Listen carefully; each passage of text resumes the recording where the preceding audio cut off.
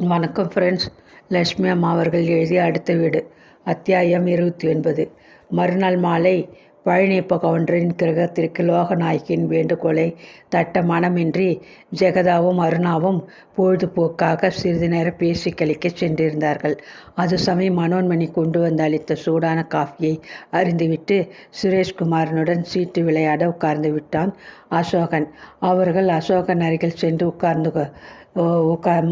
அவர்கள் விளையாட்டை மேற்பார்வையிடவளாக மனோன்மணி அசோகன் அருகில் சென்று உட்கார்ந்து கொண்டாள். லோகநாயகிக்கு லேடிஸ் கிளப்பில் கிளம்பியிருந்த சில புதிய வம்புகளை அலசி பேச வேண்டியிருந்ததனால் ஜெகதாவை ஹாலுக்கு வெளியே இருந்த வராந்தாவில் ஒதுக்குப்புறமாக அழைத்து சென்று பேச உட்கார்ந்து விட்டாள். இதுதான் தகுந்த தருணம் என்று உணர்ந்து கொண்ட அருணாவும் நளினியும் மெல்ல தோட்டத்தின் பக்கம் சென்று மறைந்தனர். யாரும் காண முடியாத ஓரிடத்தில் புல்தரை மீது அமர்ந்து கொண்டு இருவரும் ரகசிய ஆலோசனை செய்ய ஆரம்பித்தார்கள். அருணாவிற்கு மிகவும் பயமாக இருந்தது. மனோன்மணியின் விவாக விஷயத்தில் தலையிட்டு குழப்பம் உண்டாக்க ஒருவித உரிமையும் தனக்கில்லை என்று அவள் மனசாட்சி மிகவும் உறுத்திற்று. அதனாலேயே அவள் தான் அறிந்து வந்த சமாச்சாரத்தை மிகவும் தயக்கத்துடன் கூறி முடித்துவிட்டு சிநேகிதியின் முகத்தை திகிலுடன் பார்த்தாள். ஆனால் அவள் எதிர்பார்த்தபடி நளினி பயத்தினால் பதறிவிடவில்லை. அவளது அழகிய முகம் அச்சத்தினால் வெளுத்துவிடவில்லை. பழனியப்ப கவுண்டரின் செல்வ மகள் துணிச்சலிலும் பகுத்தறிவிலும் தந்தையை ஒத்திருந்தாள்.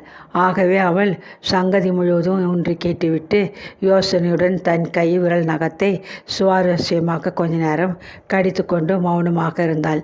ஆமாம் அருணா, இவ்வளவையும் உண்மை என்று சட்டென எப்படி நம்பிவிட முடியும்? ஒரு சமயம் அந்த கௌரி அம்மாளுக்கு அசோகனிடம் ஏதேனும் விரோதம் இருக்கலாம்.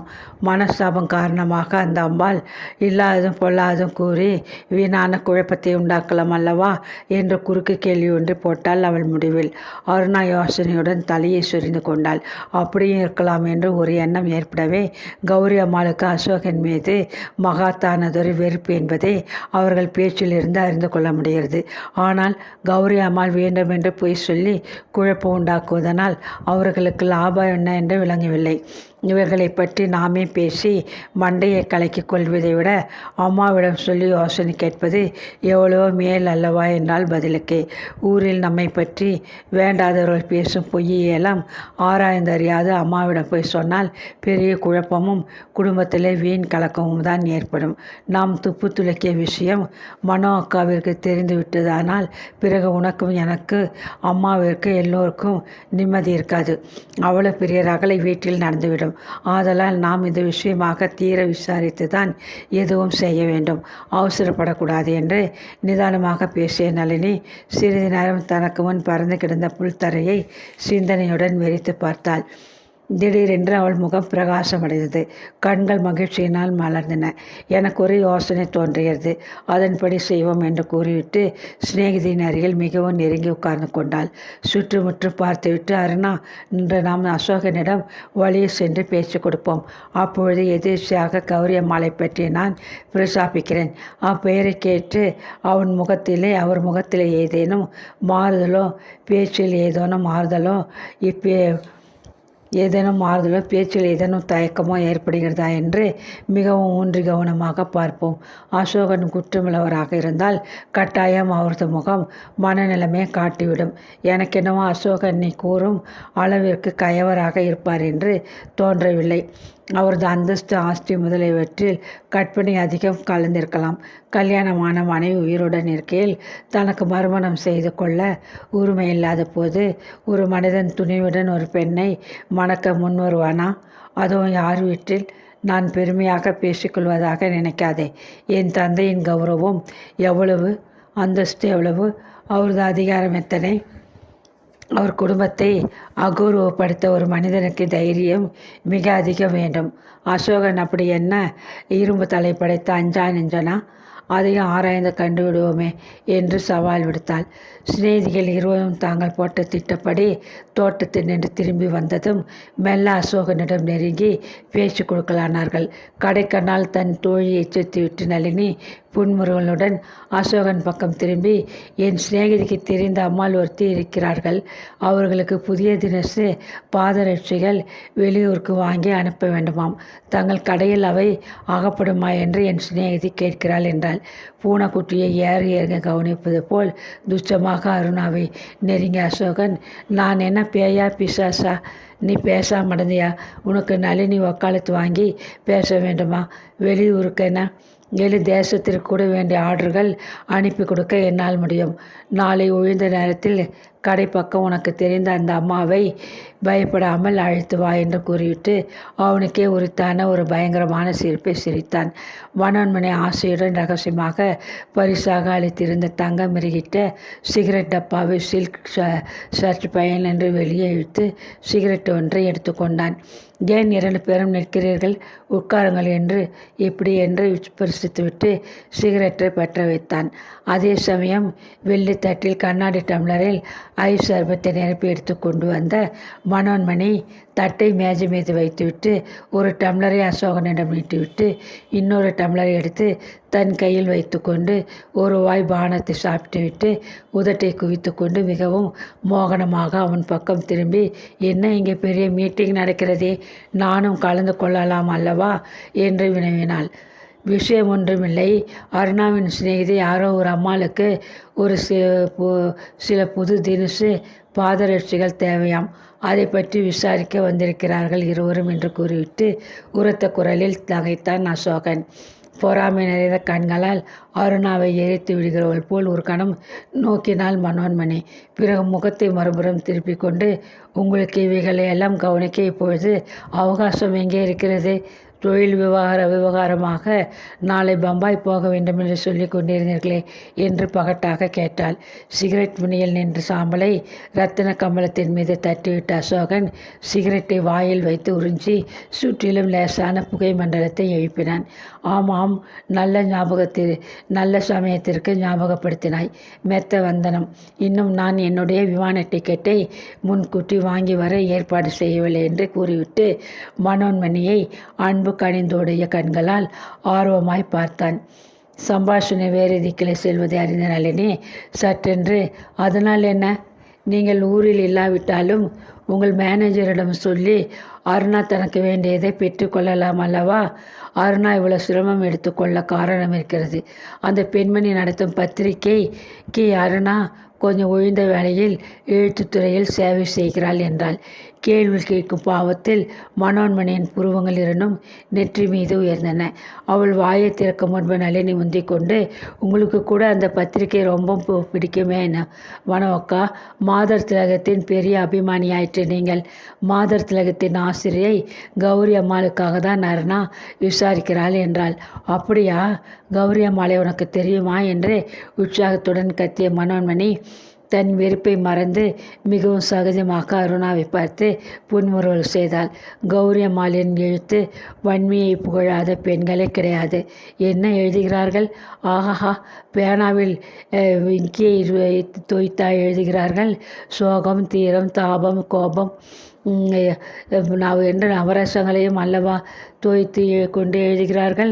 ரொம்ப நாளாக அந்த அம்மாவை நான் நேரில் காண வேண்டும் என்று ஆசை கொண்டிருந்தேன். ஏன் அருணா, ஒரு நாளைக்கு இங்கே நம் வீட்டிற்கு டீ சாப்பிட அவர்களை அழைத்து வருவார்களா? அவர்களை அழைத்தால் வருவார்களா? எனக்கு அவர்களை அறிமுகம் செய்து வைக்கிறாயா என்று மிகவும் உற்சாகத்துடன் பேசினால் மூச்சு விடாமல். குறிப்பிட்டால் கட்டாயம் வருவார்கள். அவர்களுக்கு கொஞ்சம் கூட கர்வமே கிடையாது என்று கூறிய அருணா மிகவும் ஆவலுடன் அசோகன் பக்கம் திரும்பி பார்த்தாள். மனோன்மணி பேசியதை காதில் வாங்கி கொள்ளாது நளினி கண் கட்டாது அசோகனை உற்று கவனித்து கொண்டிருந்தாள். இரு சிநேகிதிகளும் எதிர்பார்த்த எந்தவிதமான மாறுதலும் அவனது முகத்தில் ஏற்படவே இல்லை. ஆடாது அசங்காது அமர்ந்திருந்த அசோகன் நிம்மதியாக சிகரெட்டை மேலும் மேலும் ரசித்து புகைத்து கொண்டிருந்தான். நீங்கள் கூட கட்டாயம் அந்த கௌரி அம்மாளை சந்திக்க வேண்டும். அவர்களை இங்கே அழைக்கும் பொழுது உங்களையும் அழைக்கப் போகிறோம் என்று மனோன்மணி குஞ்சலாக அசோகனிடம் சொன்னாள். சிகரெட் துண்டை தூர வீசி எறிந்துவிட்டு கையை கைக்குட்டையால் துடைத்து கொண்ட அசோகன் உல்லாசமாக சிரித்தான். என்னையா பேஷாக அந்த அம்மாளுக்கு அறிமுகம் செய்தவை. ஆனால் ஒன்று, இந்த எழுத்தாளர்கள் எப்பொழுதுமே பிறரிடமிருந்து கொஞ்சம் முகஸ்துதியை எதிர்பார்க்கிறவர்கள். இந்த கௌரி அம்மாவால் எழுதப்படுவதாக சொல்லும் எந்த விதமான கட்டுரையோ காவியத்தையோ நான் கண்ணால் கூட கண்டதில்லை. உண்மையிலே தமிழ் கதைகள் கட்டுரைகள் எதையுமே நான் வாசிப்பதில்லை.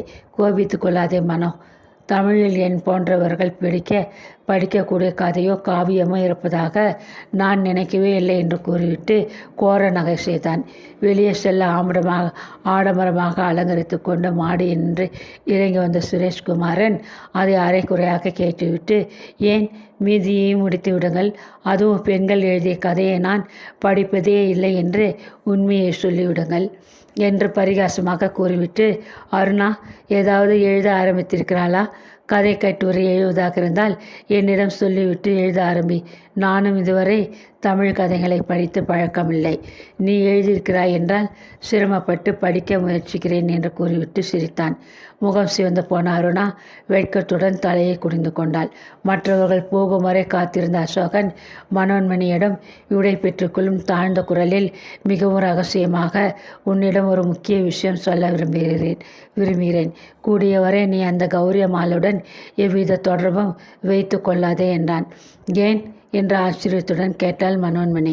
உன் போன்ற தூய உள்ளம் மனம் படைத்த பெண்ணின் சிநேகிதருக்கு கௌரி அம்மாள் லாயக்கற்றவள். குழந்தை நளினி முன்பு இதெல்லாம் பேச வேண்டாம் என்று நான் தெரியாதவன் போல் இருந்து விட்டேன். கௌரி அம்மாள் பலே ஆசாமி.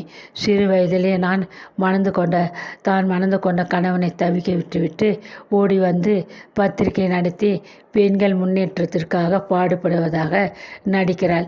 கொஞ்சமும் லஜ்ஜையின்றி பல ஆடவர்களுடன் நெருங்கி நட்பு கொண்டு பழகுகிறாள். இத்துடன் இன்னொன்றும் சொல்லி வைக்கிறேன். அந்த பெண் அருணா கௌரி அம்மாளுடன் சிநேகிதம் என்ற உடனே என் மனதில் சுருக்கென்று பட்டுவிட்டது. கௌரி அம்மாளுடன் சிநேகிதம் உள்ள பெண்கள் யாரும் நேர்மையான நடத்தையுடன் இருக்க முடியாது. ஆகவே நளினி தருதலை அருணாவுடன் நெருங்கி பழகி தப்பு மார்க்கத்தில் இறங்காது பாதுகாக்க வேண்டியது நமது கடமை. அருணாவை கொஞ்சம் ஜாக்கிரதையாக கண்காணித்துக்கொள் என்றான். அசோகன் மீது காதலால் கனிந்து உருகி கொண்டிருந்த மனோன்மணிக்கு அவனது வாக்கு தெய்வ வாக்கு போல் தென்பட்டது. இந்நாள் வரை அவள் கௌரி அம்மாள் மீது கொண்டிருந்த அபிமானம் அனைத்தும் சூரியனும் பனி போல் கன நேரத்தில் பறந்தோடி விட்டது. அதற்கு பதில் விபரீதமான ஒரு வெறுப்பும் அசூயையும் மேலோங்கின. ஏற்கனவே அருணா மீது இருந்த பகை உணர்ச்சி கௌரி அம்மாள் மேல் ஏற்பட்ட வெறுப்பில் இன்னும் அதிகமாயிற்று. கால தாமதமின்றி அருணாவை பற்றி கூறி நளினியையும் சுரேஷ்குமாரனையும் எச்சரித்து வைப்பது உசிதம் என்று பெரிதும் நம்பினாள். அன்று இரவு போஜனத்தின் போது மனோன்மணி அதுதான் தக்க சந்தர்ப்பம் என்று எண்ணி மிகவும் உரிமையான குரலில், நளினி, உனக்கு ஒரு சிறு புத்திமதியை கூற விரும்புகிறேன். நீ கோபித்து கொள்ளாதே, உன் நன்மைக்கு தான் சொல்கிறேன் என்று ஆரம்பித்தாள். சாம்பார் சாதத்தை ருசி பார்த்து கொண்டிருந்த நளினி தலையை நிமர்த்தி மெல்லியதாக புன்வரல் பூத்தாள். நீங்கள் கூறும் புத்திமதியை நான் என்றுமே வரவேற்பேன். தாராளமாக சொல்லுங்கள். பச்சை குழந்தையா என்ன? அர்த்தமில்லாமல் கோபிக்க என்றால் பரிகாசமாக. மனோன்மணி நேரடியாக அவளுக்கு பதில் சொல்லாமல் லோகநாயகி பக்கம் திரும்பி, அத்தை, அந்த பெண் அருணாவை நீங்கள் நம் வீட்டில் மிகவும் நெருங்கி பழக அனுமதிப்பது எனக்கு கொஞ்சமும் பிடிக்கவே இல்லை. அற்ப சகவாசம் முடிவில் பெரும் சங்கடமாக தான் முடியும். எல்லோரையும் வைக்கும் இடத்தில் வைக்க வேண்டும் என்றாள். அவள் மேலே பேசி முடிக்கும் முன் சுரேஷ்குமாரன் மிகவும் ஆத்திரமாக, அருணா என்ன குற்றம் செய்துவிட்டாள்? நம்முடன் அவள் நெருங்கி பழகுவதில் தவறு என்ன? என்னை இறைந்து கேட்டான். அவனது கோபமும் அவனது முகமும் கண்களும் கோபத்தில் சிவந்து போயிருந்தன. சுரேஷ் தம்பி என்று சோழகநாயகி கிளியுடன் இடமறித்தாள். சாப்பாட்டு வேளையில் இதென்ன சண்டை என்று அவள் மனம் கலங்கியது. மேலும் கண்ணுக்கு இளமையான தன் ஒரே மகன் கோபமடைவதையோ அல்லது மனம் வருந்துவதையோ அவளால் காண சகிக்கவே இல்லை. மனோ அக்கா, நீங்கள் உங்கள் காரியங்களை கவனித்து கொண்டு போங்கள். எங்கள் விஷயங்களில் தலையிட வேண்டாம். நான் என்ன சிறு குழந்தையா? யாருடன் பழக வேண்டும், யாருடன் பழகக்கூடாது என்று நீங்கள் எடுத்து போதிக்க, மேலும் நீங்கள் அருணாவை துச்சமாக பேசுவதை இனியும் நான் கேட்டு கொண்டிருக்க மாட்டேன் என்றான் சுரேஷ் கோபத்துடன். மனோன்மணியின் கண்கள் கோபத்தில் இருந்தன. அருணா மீது உனக்கு அவளது கரிசனம் என்ன என்று குரோதமாக கேட்டாள். கரிசனம் ஒன்றுமில்லை. அருணா மீது எனக்கு காதல். அவளை நான் மணந்து கொள்வதாக தீர்மானித்திருக்கிறேன். உலகத்தில் உள்ள எந்த சக்தியும் என் மனத்தை மாற்ற முடியாது. இனி அவளை பற்றி யாரும் ஒரு வார்த்தை கூட என்னிடம் அவமரியாதையாக பேசக்கூடாது என்று கூறி இலையை விட்டு எழுந்திருந்தான் கோபத்துடன்.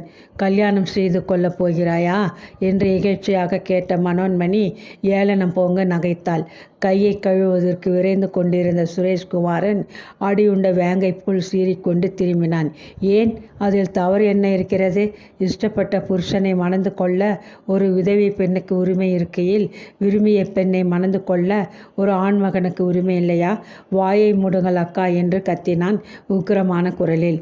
சுரேஷ் என்று லோகநாயகி கிளியுடன் கத்தி முடிப்பதற்குள், ஐயோ அத்தை, உங்கள் மகன் என்னை என்ன சொல்கிறான் பாருங்கள், இன்னமும் எனக்கு இந்த இடி சொல்தானா என்று அலறிய மனோன்மணி சாப்பிட்டு கொண்டிருந்த இலை மீது குப்புற விழுந்து குலுங்கி குலுங்கி அழத் தொடங்கினாள். அத்தியாயம் 30. மாடிப்படிகளை மின்னல் வேகத்தில் தாண்டி கொண்டு அறைக்குள் பிரவேசித்த ஜெகதா நிற்க முடியாது கால்கள் தடுமாற ஆசிரம் ஒன்றில் பொத்தென விழுந்தாள். கௌரி அம்மாளின் கையெழுத்தை ஊன்றி படிப்பதில் லயித்து தன்னை மறந்து விட்டிருந்த அருணா திடுக்கிட்டு நிமிர்ந்தாள்.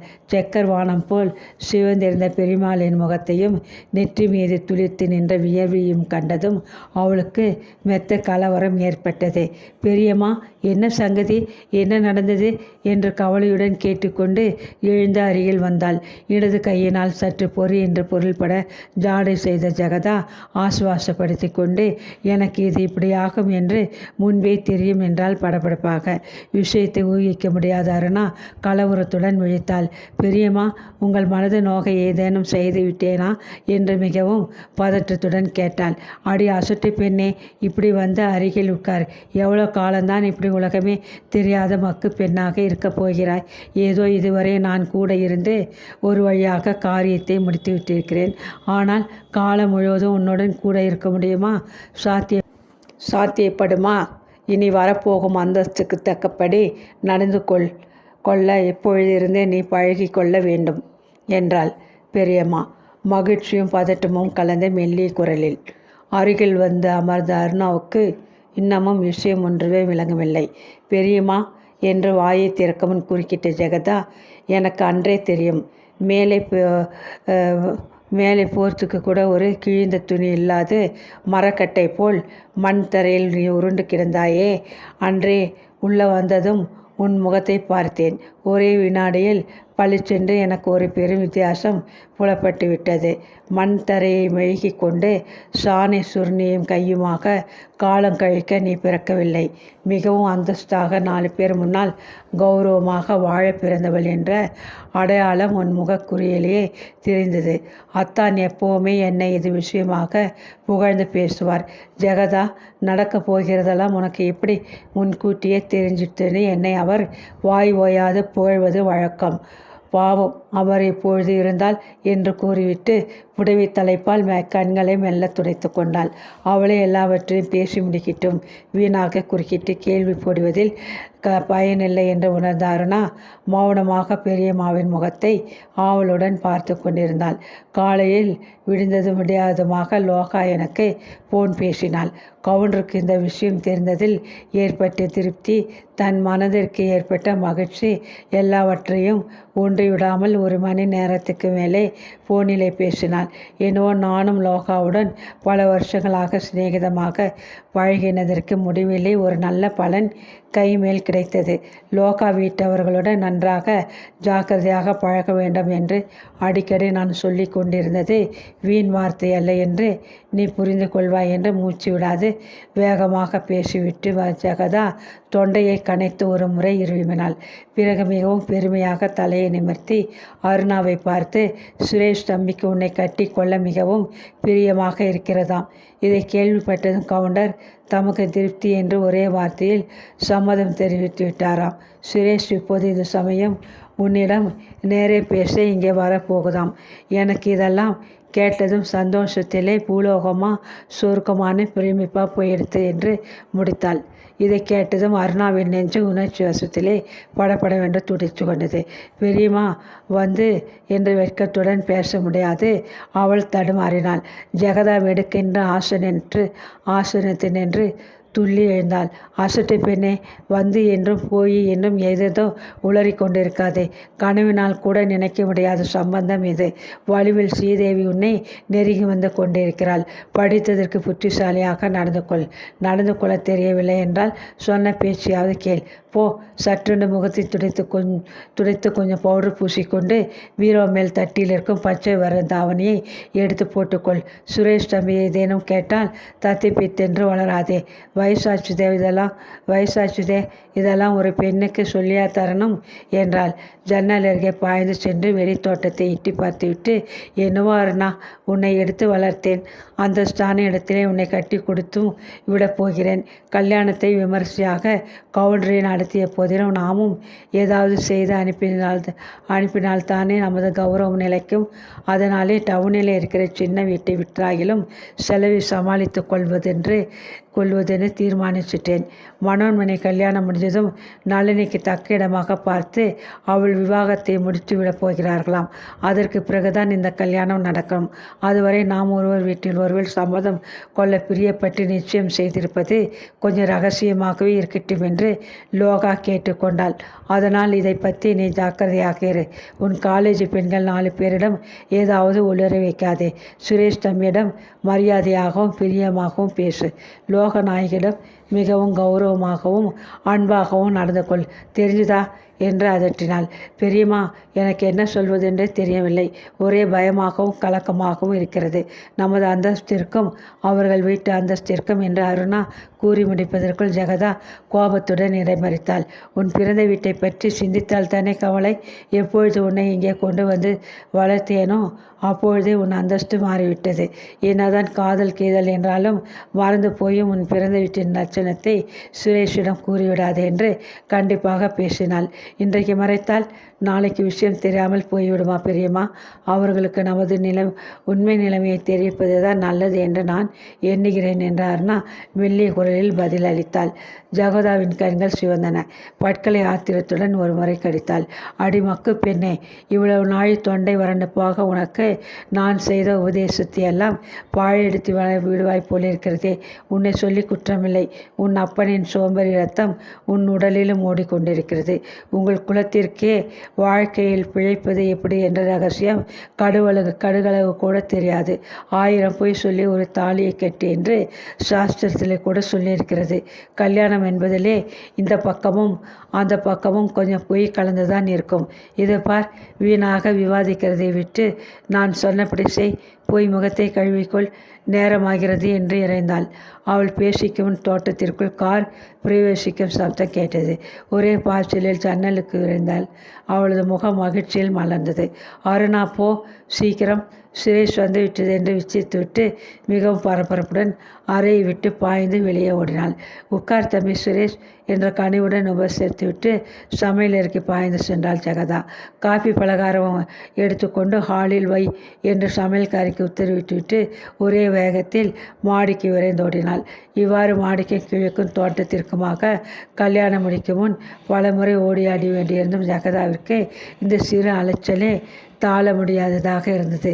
அருணா தான் கூறியபடி அலங்கரித்து கொண்டு அறையை விட்டு வெளிப்படுவதை கண்டது அவள் நிதானமாக மூச்சு விட்டாள். இதோ பார் அருணா, தம்பி சுரேஷ் வந்து ஹாலில் உட்கார்ந்திருக்கு. தன்னை கட்டி கொள்ள சம்மதமான கேட்க நேரில் வந்திருக்கு.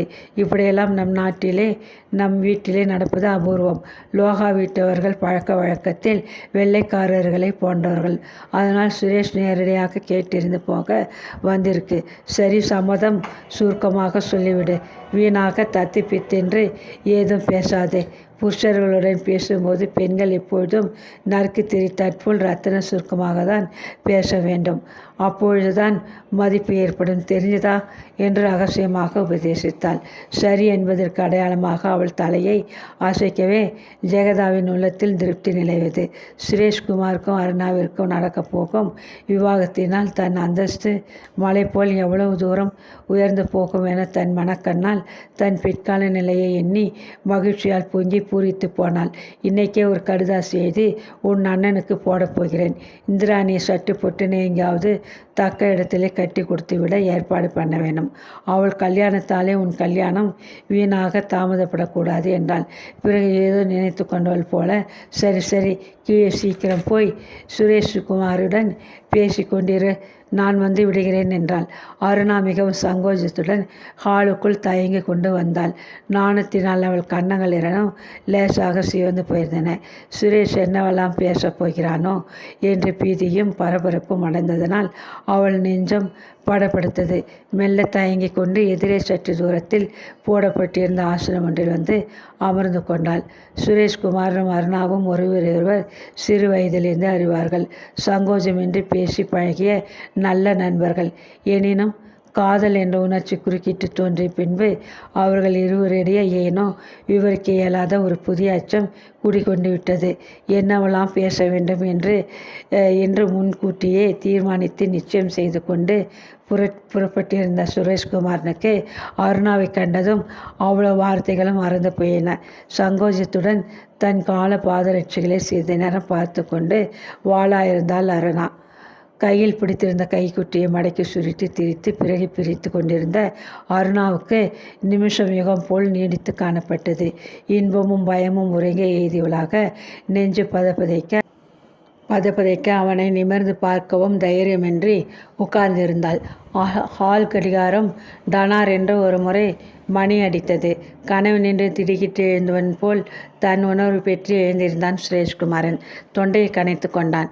முகத்தில் அரும்பிய வேர்வையை கைக்குட்டையினால் துடைத்து கொண்டான். தன் துணியையெல்லாம் ஒருங்கே திரட்டி கொண்டு மிகவும் தீர்மானமான குரலில், அருணா, நான் உன்னை மனமாற நேசிக்கிறேன். என்னை கல்யாணம் செய்து கொள்வாயா என்று தடுமாறினான். அருணா பதில் கூறவில்லை. அவளது கண்கள் இரண்டும் கலங்கத் தொடங்கி கொந்தளித்த உணர்ச்சி போராட்டத்தை தாழ முடியாது அவள் நெஞ்சு வெடித்துவிடும் போல் படீர் என்று அடித்து கொண்டது. சுரேஷ், எனக்கு என்ன செய்வதென்றே புரியவில்லை. உங்களை மணக்க பூரண சம்மதம். அதற்கு மேல் என்னால் பேச முடியவில்லை. மன்னிக்கவும் என்று கூறிய அருணா அதற்கு மேல் தாங்க முடியாது மாடி அறைக்குள் வேகமாக ஓடினாள். ஆசனம் ஒன்றில் போய் ஒத்தனை சாய்ந்து கொண்டு அவள் ஆனந்த மிகுதியினால் விக்கி அழுதாள். அன்று இரவு அவள் தன் சகோதரிக்கு ஒரு கடிதம் எழுதினாள். அன்புள்ள இந்திராணி, உனக்கு ஒரு சந்தோஷ சமாச்சாரம் சொல்லப் போகிறேன். சுரேஷ்குமாரனுக்கும் எனக்கும் விவாகம் நிச்சயிக்கப்பட்டிருக்கிறது. அதை பற்றி விவரமாக பெரியம்மா அண்ணாவுக்கு கடிதம் எழுதுவார்கள். அன்புள்ள அக்கா, உங்கள் வார்த்தை எனக்கு இப்பொழுது நன்றாக நினைவுக்கு வருகிறது. காதல் என்பது எப்படிப்பட்ட உணர்ச்சி என்பதை இப்பொழுதுதான் உணர்கிறேன். இந்த அன்பு சுமையை தாழ முடியாது ஆனந்தத்திலே என் இருதயம் இரண்டாக பிளந்துவிடும் போல் தோன்றுகிறது. அக்கா, விரைவில் நீங்களும் நானும் நமது மனத்திற்கு உகந்த கணவர்களை மணந்து சுகமாக வாழ்வோம் என்று எதிர்பார்க்கிறேன். மற்றவை பிறகு. தங்கள் அன்புள்ள அருணா. கடிதத்தை உரையிலிட்டு மூடிவிட்டு எழுந்து ஜன்னல் அருகே வந்து நின்று கொண்டு வான வீதியை வெறித்து பார்த்தாள். மேகப்படத்திலே மறைந்தவாறு லேசாக ஒளிவிட்டு வீசிய வளர்மதி என்றுமில்லாத ஒரு தனி அழகுடன் அன்று காட்சியளித்தான். குளுமையாக மெல்ல உள்ளே வீசிக்கொண்டிருந்த தென்றலில் அன்று பன்னீரின் மனம் கமழ்ந்தது.